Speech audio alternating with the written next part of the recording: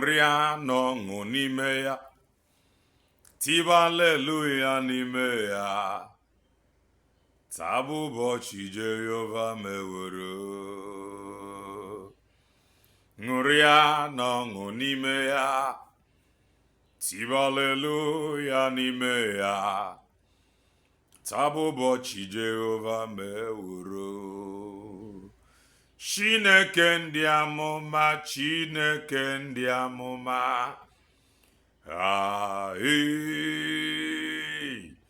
Chineke ndị amụma, Chineke ndị amụma, Chineke ndị amụma, Chineke ndị amụma, ebe ọ bụ na ejiri aha m jee, eluigwe bịa buere m agha. Ebe ọ bụ na ejiri aha m jee, Chioma bịa gbara m ọgụ. Ebe ọ bụ na akpọrọ aha m, Ịma bịa buere m agha lee. Ebe ọ bụ na ejiri aha m jee, Chukwu bịa gbara m ọgụ. Ebe ọ bụ na akpọrọ aha m, eluigwe bịa gbara m osiari. Eze eluigwe bịa buere m agha lee. Nna m akpọ m na be dibịa zakwafa. Dadi akpọ m n'otu nzizo zanụ oku. Kpuchie m, chebe n'umo, dube n'umo. Chineke m, biko bịa lụara m ọgụ. Ebe ọ bụ na ejiri aha m jee, onye amụma bịa buere m agha. Ebe ọ bụ na ejiri aha m jee, Chukwu bịa buere m agha. Igbo bụ Igbo birikwenye ụtụtụ ọma, ehi ọma, mgbede ọma, depending your time zone. Anyị ya dịka echi, maka na echi adịghị agwa agwụ ka anyị na-agbagwa bụ n'isi onyebe. What are you waiting for? Click the like button, subscribe, comment, share. If I ain't na nke ikpeazụ oye ruru gị, if you are just coming across our channel for the very first time, this is Kelena TV. We are live and we are direct, bringing you the gospel of redemption like your dog step. If I ain't make common sense, the reason I brought him if I just want to make common sense as always. Ebobune jiramja, onye n'igwe gbabara gogule. Ebobune jirahagije, Chukwu bubere gaga. If I ain't ezibozio manke Chineke, it is called the gospel of redemption. Yesterday I wrote something about grace. Activating of grace. There is grace that disgraces disgrace. There is grace that cause those, or the grace that will cause those that is after your life to meet this grace. Before you activate this grace, or before this grace will be activated, you must be ready. Ega burri nwa Chineke. O mere ihe maazi nna ndị okwu kana na-adị ekwube. O sị that no nwa Chineke ka a na-ekwu ya. Nwa Chineke. And ọ na-adị ekwube o sị that this very project bụ restoration of Biafra, that may it not know evil. And I want to tell you now that this very restoration, it is like the old solid rugged cross. It can never come across evil. You can change, but this old solid rugged cross, this land of redemption, this gospel of redemption, this promised land, we must get there with truth. And I am activating that truth. Orwa na roba roba, man the laborers the few. What is the method to your madness? The method to my own madness.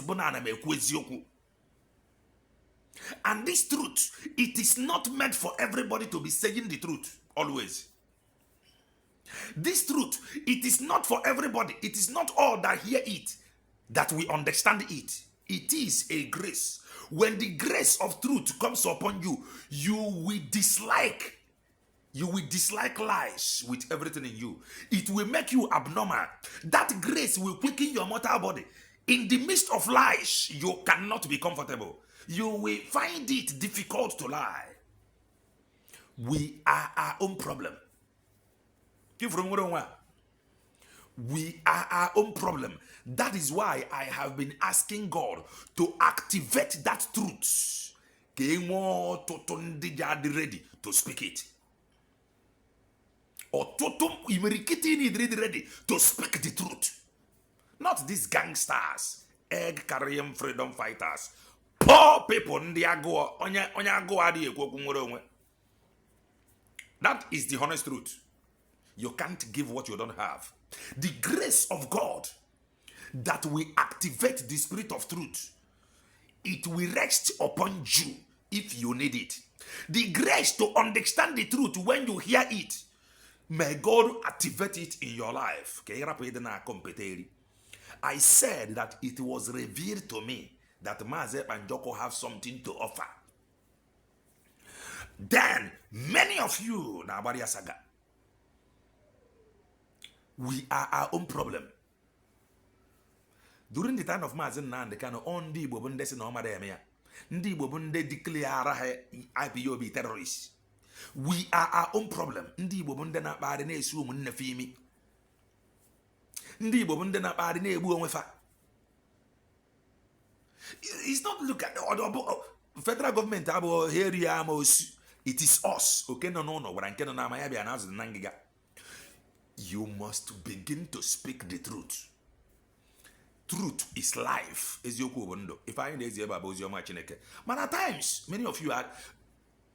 You must not understand truth when you hear it. Those that hear it and understand it, it is a grace, or grace of God. When or saying that my sheep hear me and they know my voice. When you see those truthful people, when I hear from them, listen, I know this one is saying the truth. Even in our propaganda, the method is to your own. You don't even have method. You got to go now. During the time of Mazen Nande Kano, Ndeba declared a terrorists. Fajri poison, many of them did poison. Many of them set many of them up. It was indeed Keyuzuru, a swimmer as Nande can name his location in Kenya. That is how terrible we are. You got to go now. It's where you may that is not enough. They ganged up again. Oh, criminal. He is a infiltrator. He is autopilot. He is the agent of APC. He is the agent of Omahi. We were here. We are only asking one thing. Show us evidence that we may know that of a truth. No, up to date, no evidence. What happened? They begin writing and they tagging Finland. That is why it is now the duty of the government to instruct Onyobuna to write and equally tag Finland again. They wrote and they tag Finland for evil against Mazeba. It is now time of the government to urge its citizens to write in good for Mazeba and they tag the Finnish president or prime minister. They wrote and they wrote and they wrote everything over Arabai. They tagged the man and the Finnish police. What happened? Ndibo. Obron the Yoruba media, Obron the Fulani, Obron Nigeria government. It is us that is after us. That is how terrible some of you are. Some of you are joker. You gotta go. Fedeida o what? Ejide Mazeba debe. What happened? Mazeba, knowing fully well the young every structure, instructed somebody. Hey, at times am I a guy getting a where the problem is some people still don't, no matter how you try to explain this truth, they will not still hear it. They don't have the grace to hear and they understand truth. That is the honest truth. May that grace to hear and they understand truth possess you. If you receive that grace today, you cannot stay in the midst of lying people. That is why I tell you that I'm not an IPOB member.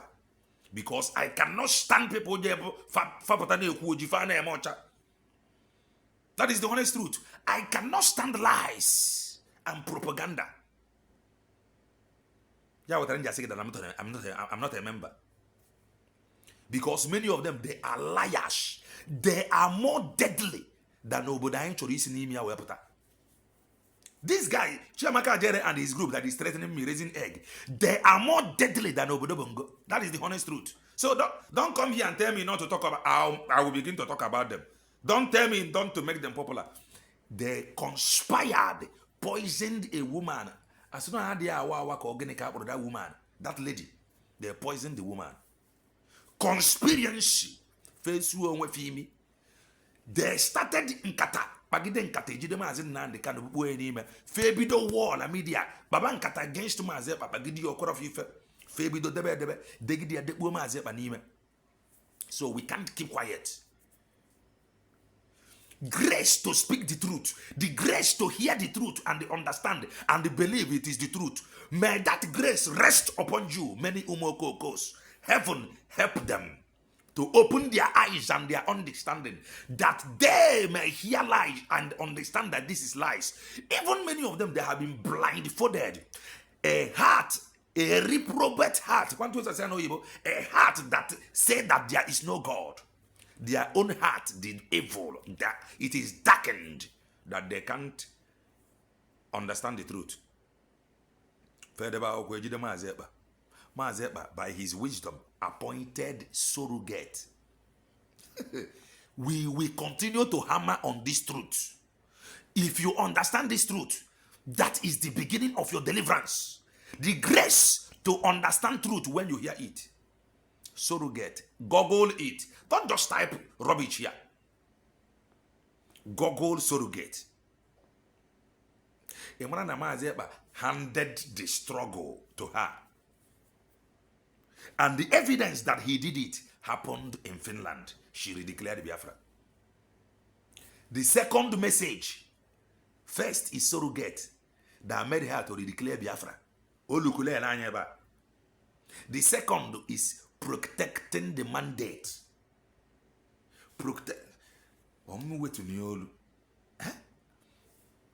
The first, surrogate. The second, protecting the mandate. Ogechukwu Nkere came online and they told you that he have spoken with Mazepa for 30 minutes. After he told that, many of us we were here. How difficult it is. He may call. He went in and they planned with Mazepa's ex-wife to come out, and they told you that Dr. Ngozi Orabeze should return to Brigi. On the process, they brought the woman. On the process, the woman said, the woman said before them that people is saying, why can't Mazepa make call? At least to give instruction by himself. She said that it is not possible for Mazepa to make call. This is on their program where they were telling you how you can return to Brigi. How Mazepa told everybody to fall back. Hey, God help some people to hear this truth and to understand it. Far but the woman coached the woman on what to say. Immediately I had that, I said that no,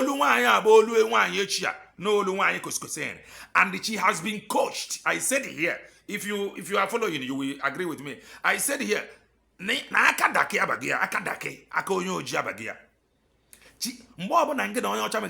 brothers and sisters, Baba. She has been coached by Samperians and Nzamerians. Brothers and sisters, Wafa, that many is saying that why can't Mazepa call and give instruction by himself? She said that Mazepa, it is true that phone was given to Mazepa, but Mazepa was allowed only to make call to 2 individuals. 1 to his lawyer or attorney, 2 to his family. What will happen then? She disgraced the one that had the plan with her to come and they talk how to fall back. Then they only told the woman that Dr. Ngozi Rebeze is now Deputy Prime Minister. She became angry. And they hold it and they run to the media. Disgrace those that invited her. Truth is life. Mazi Nnamdi Kanu na-agba gị sị gị no nwa Chineke ka a na-eku ya, nwa Chineke ka a na-akpọ m, abụ m onye eziokwu, anyị adịghị atụ asị. Ka m na-agwa gị, the woman disgraced them, proving that they are liars, like their own platform. After that incident, for what up, they don't want to invite the woman again. Then another one that they wrote is how Mazeba congratulate Ogenkere and they urge everybody to return and they remain in Brigi. We are doing deliverance here. May you receive grace to hear the truth and believe the truth. All grace, so you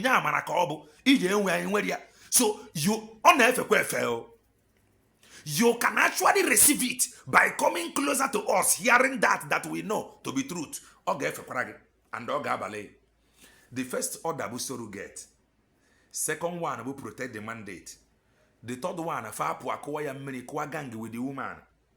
In order the woman disgrace them because after first order, second order, mandate, that they have spoken with Mazeb for 30 minutes just to capture your mind.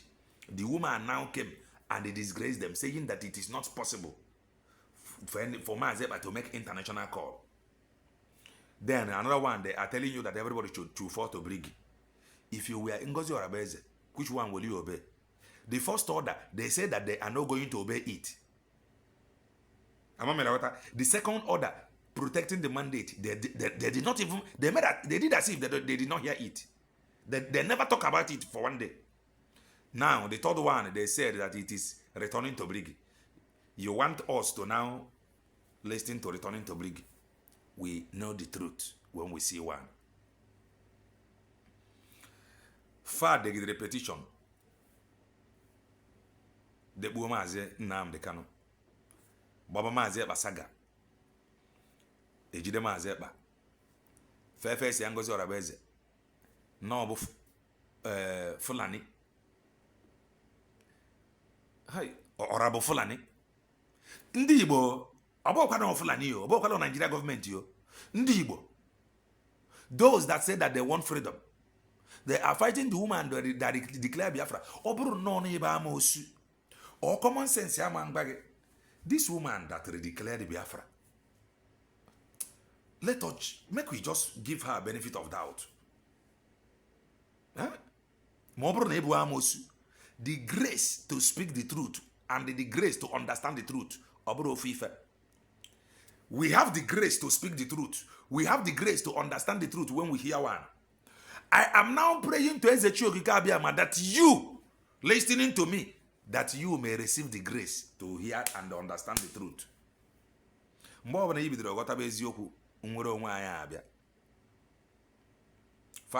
woman, by an agent. Something happened recently. The S account of Dr. Ngozi Orabeze was suspended. Who were those celebrating it? The same Ndesina and Ngozi Orabeze and Azo Freedom. That is how terrible we are.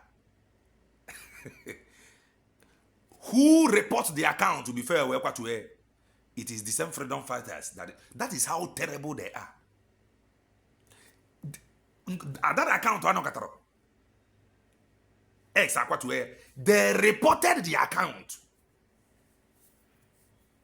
The account. They ran to social media and they were celebrating about it. Then they said that they are freedom fighters. The account don't need to surprise you now. Faji poison ebu onwefa. Fana set each other up na homeland. Fana report to account ibefa. You gotta go. Fana esu onwefi imi. So this account don't need to surprise